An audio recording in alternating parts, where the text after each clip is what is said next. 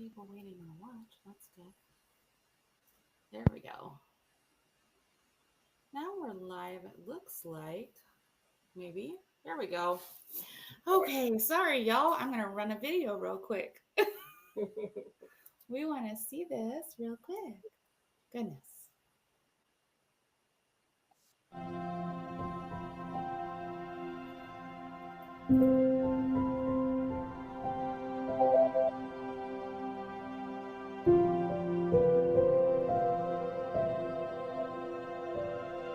It's a little one. Nothing crazy. Good morning, everybody. I apologize for the delay. Learning a new system, but sometimes company get too big for their britches and they raise their prices just really ridiculously. So anyway, beyond that, good morning, Erin. I am so excited to jump on here with you today and talk about your book, which you have. This book's been out for a little bit, but you didn't kind of really push it or anything like that. And on the heels of Stories of Children Lost, which you did one chapter in that book, which touched on your story. But this book, and I'm gonna hold it up because I have it, and this book is beautiful, y'all. And they worked on it, and we're gonna show you the inside of it a little bit as well. But this is a more complete story of about Max, which is Erin's son. And we're going to talk about the book. We're going to talk about Max today, and just really share with you her journey. And things happen in your life, and you choose how you handle them. And this journey was definitely not an easy one, and I cannot relate. I have not lost a child, but my heart goes out to anybody who does. I am a sappy girl. My husband calls me a sappy girl. So I feel the pain. I don't feel the pain, but I grieve with you, that kind of thing. But I want to talk about this today and share the importance of this book and the reason that you wrote it and more about Max. And so, good morning. And tell everybody just a little bit about yourself and where you're from. And I know you live in two different states, which is kind of fun. We do, Um, so yeah. tell us a little bit about you, first of all. Okay, so my name is Erin Blechman, and I am an author, a speaker, and a certified grief educator. And my husband and I split our time between Pittsburgh, Pennsylvania, and Naples, Florida. So we are very fortunate to be here in Naples when it's cold and gray in Pittsburgh, and very fortunate to be in Pittsburgh when it's hot and steamy down here. So we have the best of both worlds, and we feel very, very fortunate to be able to That, do that. that is awesome. Yeah, I actually grew up in Pennsylvania, Okay, I think I um, knew that, Nicole. down over the mountain from Gettysburg. Oh, yeah, okay. Yeah, we were literally on the other side of the mountains. So I know Pennsylvania, and I mean we live in Minnesota, and it's a little colder up here. I miss the Pennsylvania winters because it didn't get this cold. Yeah, Uh, I'm not made for this cold. I would love to have a Florida home or a something down south for the winter. That's amen. on my to do list. Something by the beach would be fantastic.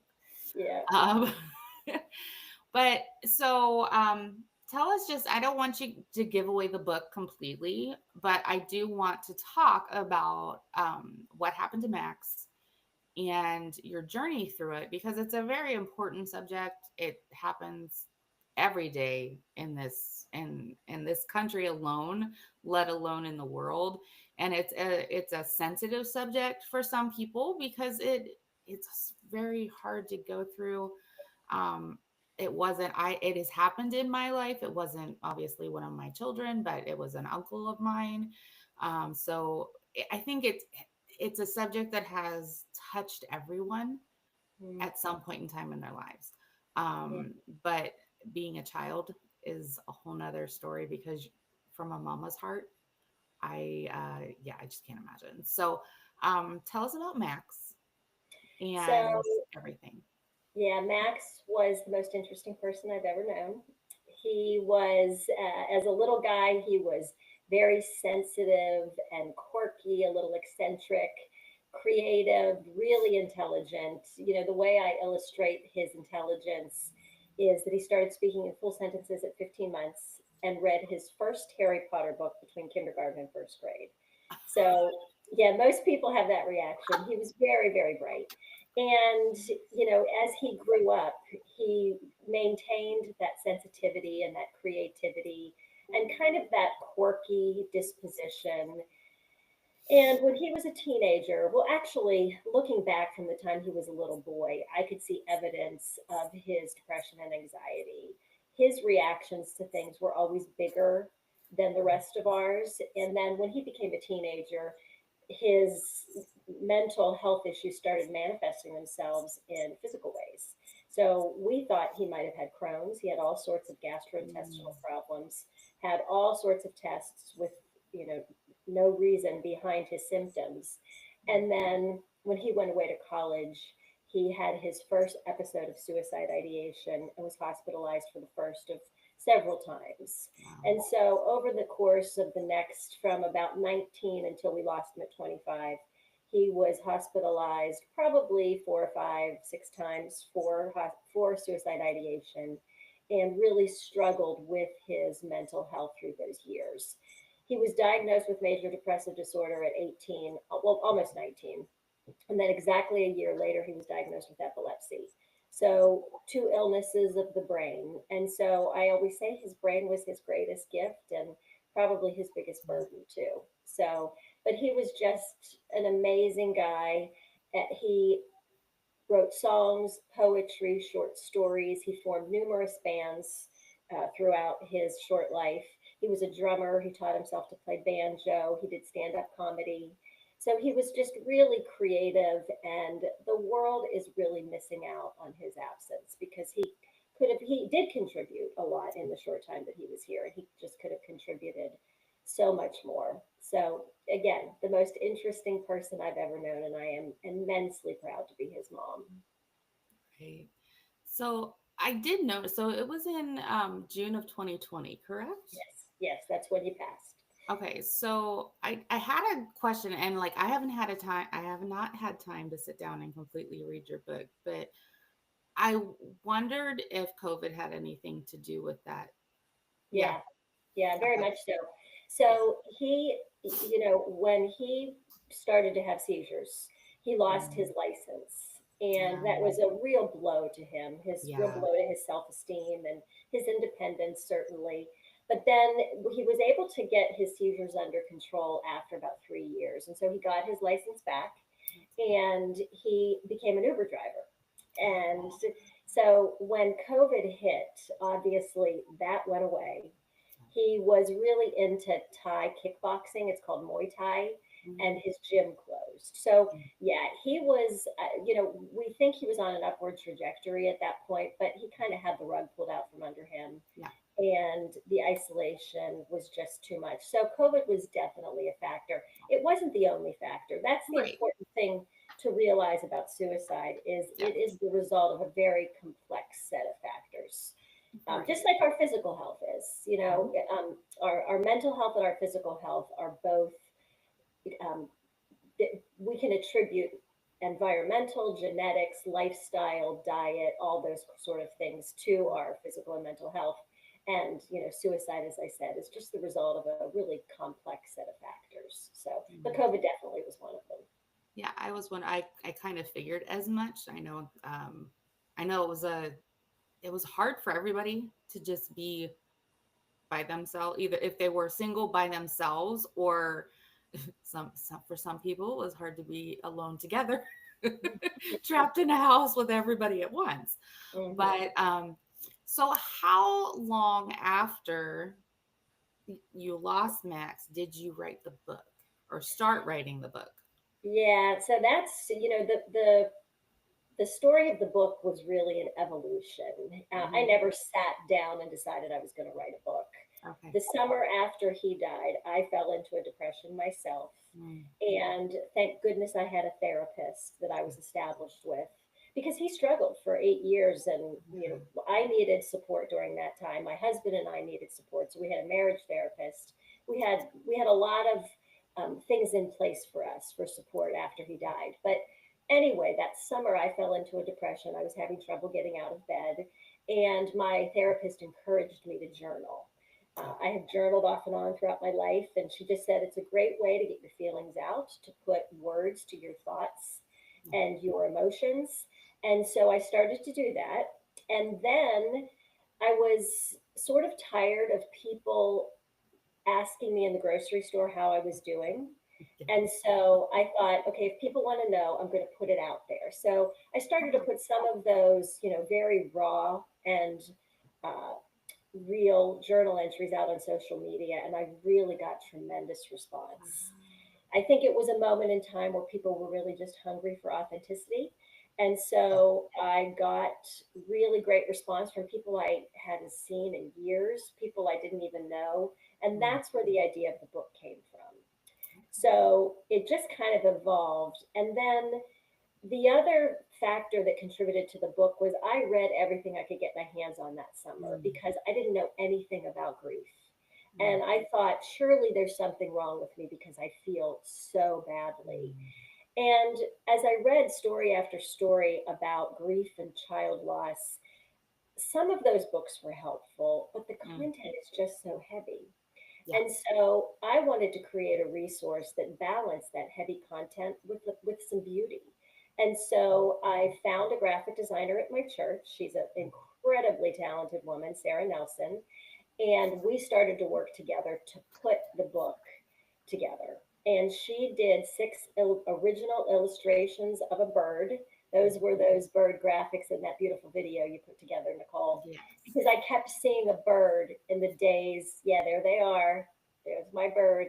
I kept seeing the same bird in the days and weeks following Max's death. So she said, let's Oh, make the bird a theme. yeah. And so she took my journal entries and she laid that book out in such a beautiful fashion to the point where there are pieces and parts of those images on every page. She pulled out quotes from my journal entries. She laid out our family photos in this really artistic, beautiful scrapbook fashion. Yeah. And so I'm so proud of this book because it's accessible to people. Right. I hear from a lot of people who have lost a loved one to suicide and Mhm. how helpful it is for them. But then I also hear from parents who've lost a child really in any way and how Mhm. helpful it is to them as well because it's accessible. When Mhm. people are grieving, oftentimes they lack the focus and the concentration to read, but you don't have to read my book. You can just sort of skim it and read the pull out quotes, look at the images, and take Mhm. something away. Yes. So yeah, I'm super proud of it. It was released in print in April of 2022. And Okay. then this past September, I re released it as an EPUB Okay. and with new content. So it has a 4 year later section with perspectives written by my husband, our other son, Sam, and Sam's wife, Julia. And it's really just interesting to see what they have to say about how it's been navigating the loss of Max. We all lost the same person, but Right. the way that we've responded and the way that it has impacted us is completely different, which really speaks to the Mhm. individuality of grief. It just hits us all differently. So I'm super proud of it. The other thing that this new edition has are professional reviews because over the 2.5 years or so that it's been out, I have heard from doctors and therapists and coaches, life coaches, who have told me how helpful the book has been to them Awesome. in dealing with their clients or their patients.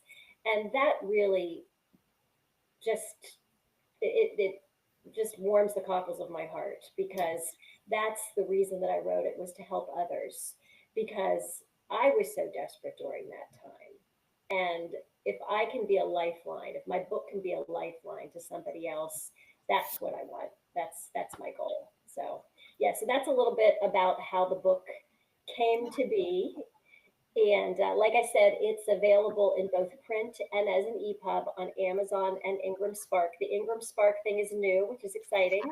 I'm So excited. yeah, so now bookstores can order it at Yeah. wholesale, which is great. And the it has the new content. So for people who get it, they'll be able to see that 4 year later section, which I think is really impactful. Yeah. The book chronicles the 18 months following his loss, but then to see how we're all doing, 4 years later, I think Yeah. just will hopefully be provide just a little bit of hope for those that read Yeah. it. Yeah. And I think as you go through these next couple years, I mean, we're getting you out there. I know Trunnis is going to help you get into the bookstores and do some book signings and really connect. And I know you're a registered grief counselor now, right? Hmm. And he's going to help you get some more. You already do speaking engagements, but get you some more speaking engagements. And I think as you journey through these next couple years and really touch people and connect with other people, there's probably another book there somewhere. I Yeah. think it's gonna be through those connections and everything. But I think that you are carrying Max's legacy in this book and really sharing him with everybody, not just sharing your story and your journey, but you're sharing him and who he was and the struggle that he had. That it's a real struggle people don't talk about, and people that are going through it don't talk about it. Mm. And I know it's something that since COVID has been something that's a little bit more to the forefront because it was so evident in that space that people are realizing, hey, I did not do very well in that space in those couple years where we were locked down and didn't know what to do with ourselves. And people were realizing, hey, I have something I need to deal with, and that conversation was a little more free, um, almost because of the pandemic, and I think your book opens it up. It is beautiful, y'all.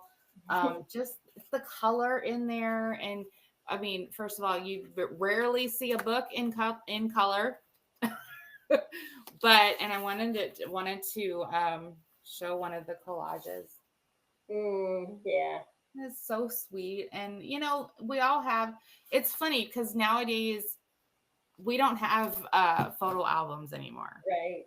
And it's one of those things I want to sit down and do now that I have grants and whatever. I mean, I've got a hope chest that's full of photo albums. When we move it, every time we move it, it's like, why is this? My kids are always like, why is this so heavy? And I'm like, because there's photo albums in it. And they're like, why do you have so many? I said, because that's what we did. Yeah. We had photo albums. I said, it's just not, it's such so not a thing anymore. You can't sit down and look at a photo album, and that's kind of what some of this is. It's a photo album of Max. It's a picture of Max's life, and it's a nice tribute to him to just have. I'm sure you sit down and look at the pictures in it, um, and just not even read it. You just get to sit down and look and see your Max in there. Yeah. And I think that's a beautiful tribute to him.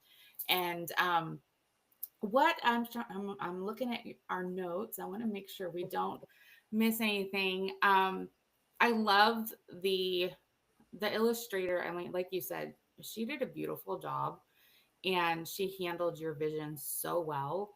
And I went. What her name is? Sarah Teresa.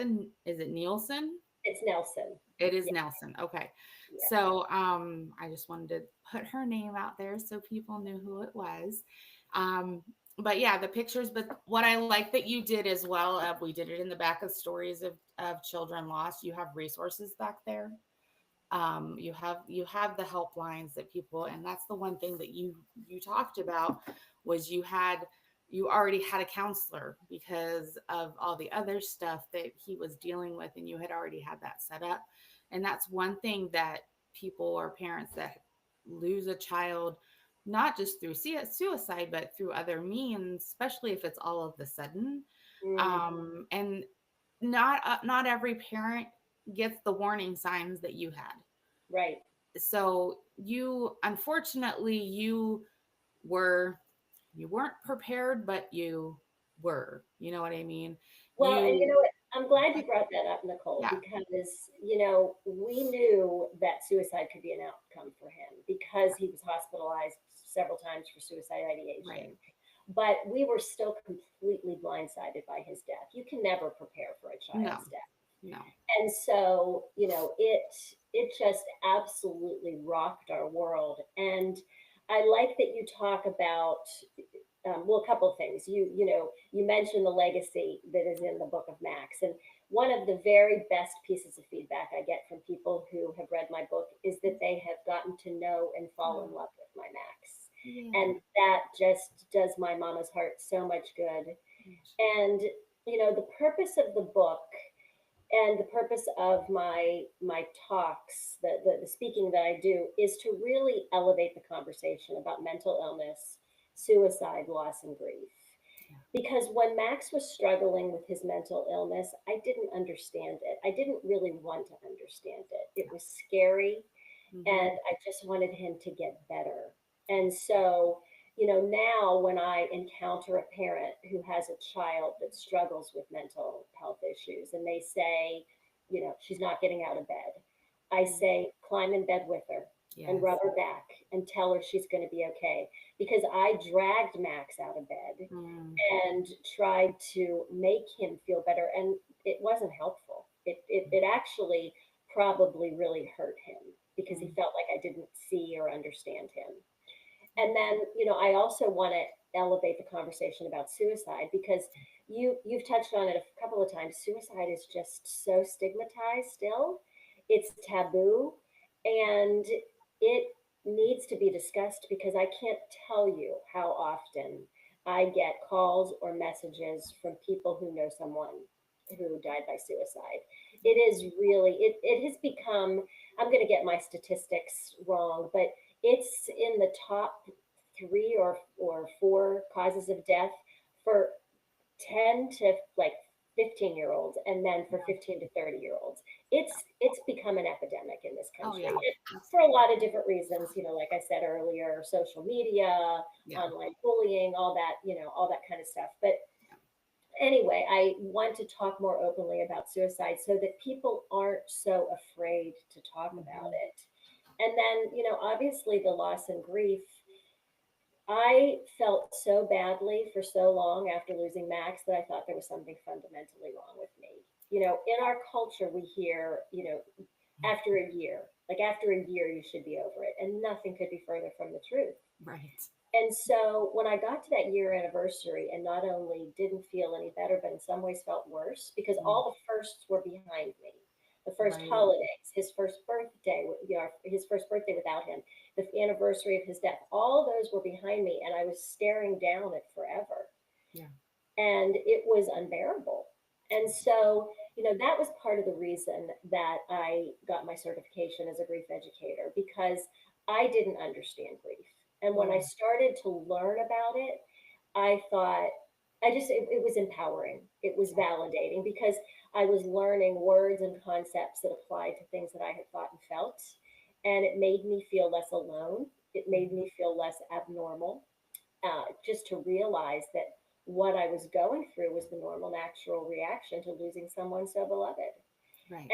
And so anyway, that's a big reason why I am now really passionate about speaking openly about those often taboo topics Yep. and then coming alongside other grieving parents. So after I became certified as a grief educator, I started offering short-term online grief groups for bereaved Nice. parents. And they're only 6 weeks long because I think sometimes when you're grieving, you can't commit to more than that. Mm, They're online so people can join them from wherever. I have people join my groups from their bed, and that's hmm. totally fine. And then I pull in education because I think that it was so empowering for me to Yeah. learn about grief that I think it will be really helpful and normalizing for others as well. So that's a big passion of mine because when you touched on that when you first started our meeting today. You said, to lose a child is unthinkable.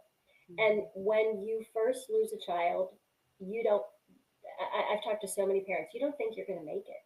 And in Mm, some ways, you don't want to make it it Right. because you miss that it's like having a part of your body severed. Yeah. And so my, my mission is to come alongside these parents and say, it is the worst pain you're ever going to experience, but you can make it. You It's can awesome. live.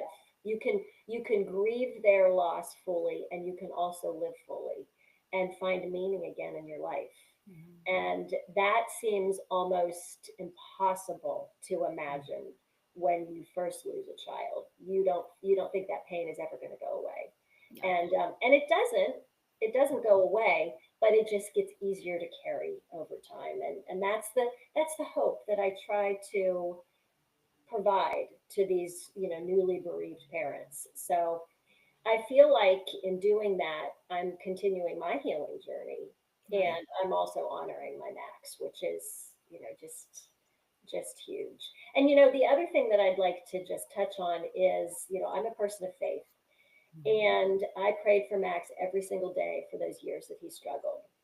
And I really thought that the Lord was going to heal him. I remember walking in my neighborhood and hearing the Lord say, he's going to be okay. So, of course, I thought he was going to be okay here on this earth. Yeah.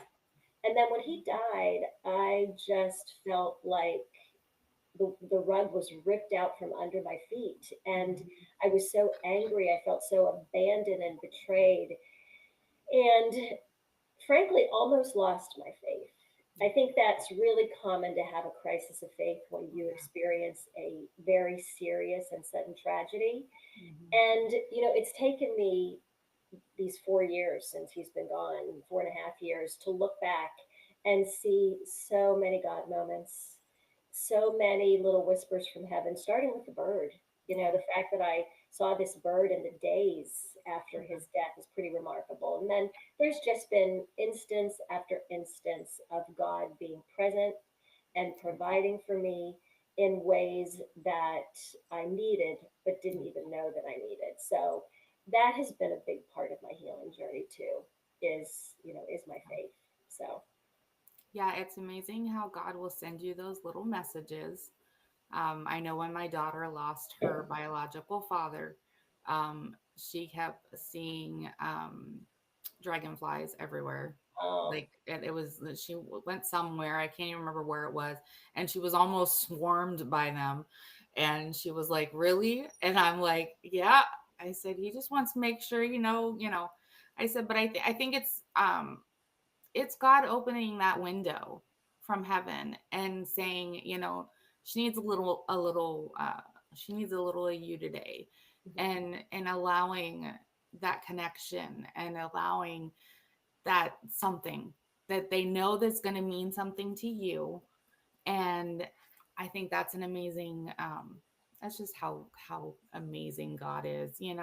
It's just those little things, and that you were able to recognize those through your grief is awesome. And sometimes you get through, I hate that word, get through the grief. You get more, you get to live, I mean, you're always going to live with the grief. yeah, You don't get just through get it, more used to it. Yeah. yeah, you start living with it. Hmm. And then you can look back. Sometimes it's not until you get to that point you can look back and go, "Oh, I remember when this happened, that was this." And I think God always gives us those moments no matter what we're going through. And I think the fact that you're taking not just your story and you put the story in a book, and you could have just put your story in a book and left it there. You're not, you're taking it a step further. And I want to make sure you tell everybody, I know you have a website.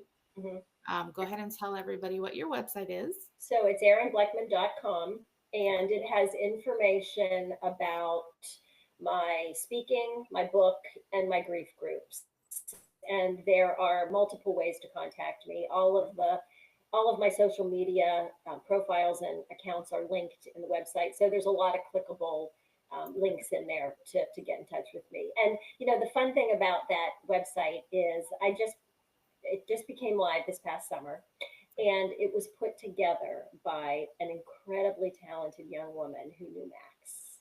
I think that's Actually, her brother was one of Max's best friends in high school. And it just means even more to me because she really knew Max. She loved him.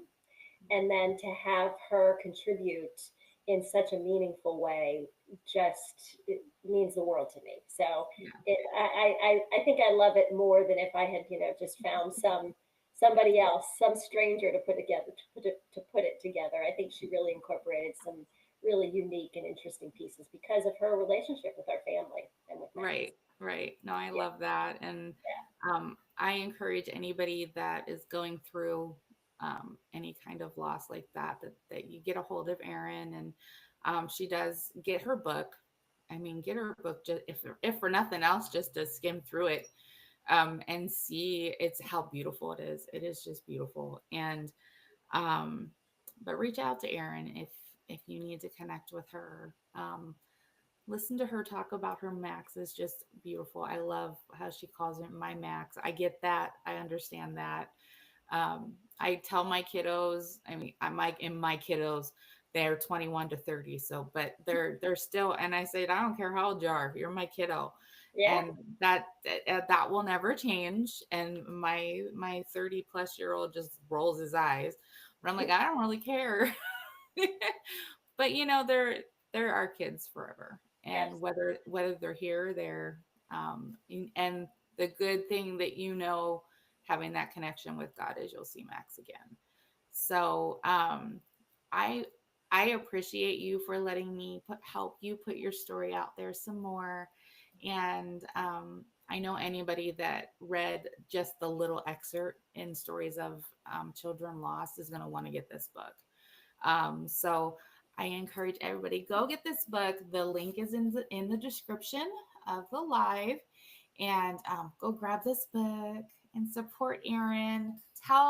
Get it for somebody who might need it, y'all. I mean, I, I know people that need it already. I know people I could send it to. It's a great when you don't know what to send when something like that happens. Those are the kinds of things to send and tell them, when you need it, when you have time or just want to get your mind somewhere else for a minute.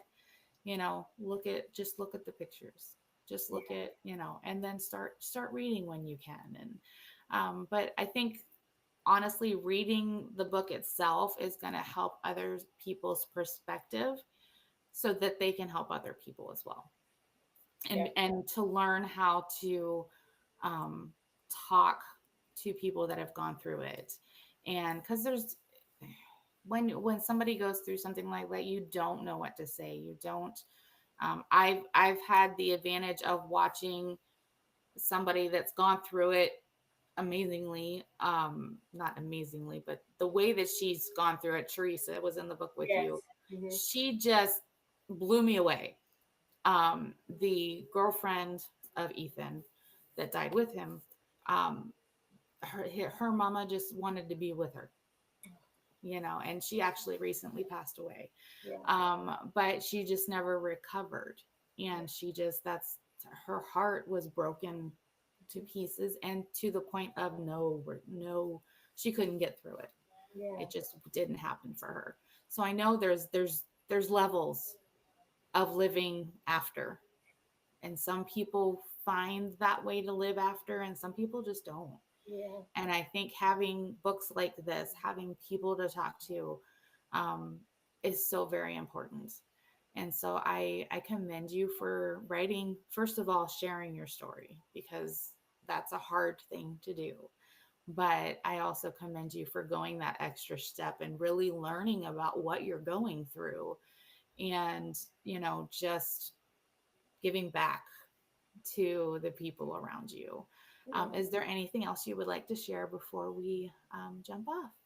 Well, I'm starting a new group in January, and so I'm in the process of people are in the process of registering. And when you were talking about the book and who it might be helpful for, this one woman who coincidentally also lost a son named Max, Oh, wow. she said to me, "Your book was a lifeline." She Oh, said, "I gave it to my friends, and I said, 'This is how I feel. Read oh, this so you understand how I feel.'" And that meant a lot to me because I it's so powerful when you read something and it puts words to what you've thought and felt. Yeah. And if I can do that for more grieving moms, then I'm so grateful. I'm so grateful that I'm able to provide that comfort, that clarity, that hope, that healing. So yeah. But thank Yeah. you, Nicole. I really appreciate you. Thank you for this. And Absolutely. yeah, I'm looking forward to continuing to work with both you and Trunnis. Yes, absolutely. Well, thank you so much for giving us your time and just really being here with us. I'm so I am gonna sit down and read this over the holidays. I know that sounds strange, um, but it's when I'll have time. But yeah, because I want to be able to read more about Max and actually just I've done the skimming thing.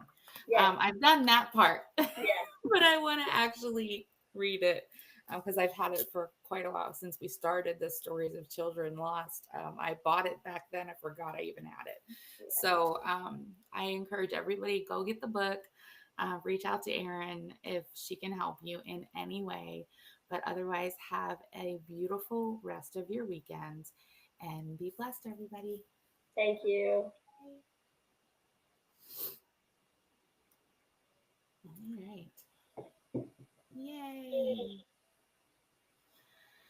All right. All right.